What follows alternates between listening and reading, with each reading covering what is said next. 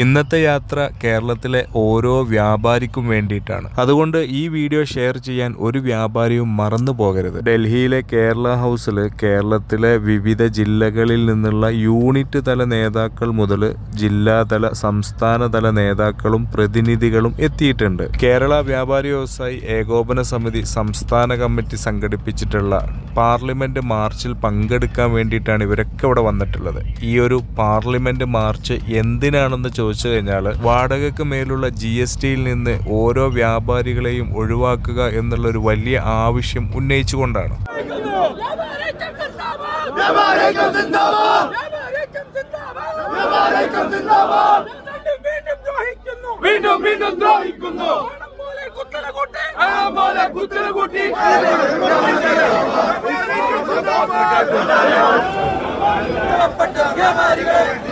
അതിനു വേണ്ടിയിട്ടുള്ള ഉജ്ജ്വലമായ പോരാട്ടമാണ്.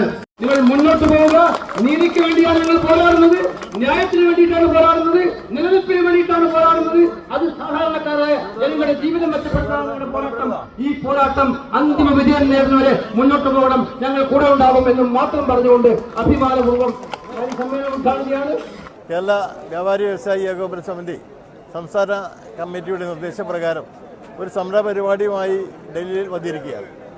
കേരളത്തിലെ വ്യാപാരികളെ സംബന്ധിച്ചിടത്തോളം വളരെ ഗുരുതരമായ ഒരുപാട് വിഷയങ്ങൾ ഗവൺമെൻറ്റിൻ്റെ ശ്രദ്ധയിൽ കൊണ്ടുവരുന്നതിന് വേണ്ടിയാണ് ഇന്ന് ഇവിടെ ഇത്രയും വലിയ ഒരു സമ്മേളനം സംഘടിപ്പിക്കപ്പെട്ടത്.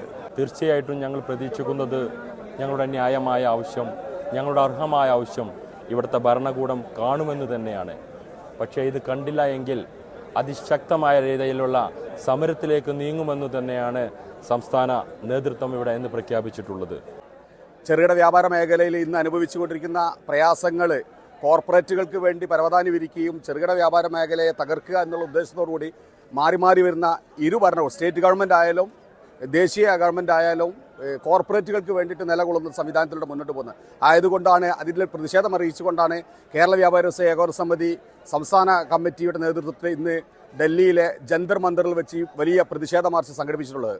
വരും കാലങ്ങളിൽ ഇന്ന് നമ്മളുടെ ആവശ്യങ്ങളും മുദ്രാവാക്യങ്ങളും ഉന്നയിച്ചിട്ടുള്ള കാര്യങ്ങൾ സർക്കാർ അംഗീകരിച്ചിട്ടില്ല എങ്കിൽ വരും കാലങ്ങളിൽ വലിയ സമരങ്ങളായിട്ടാണ് മുന്നോട്ട് പോവുക.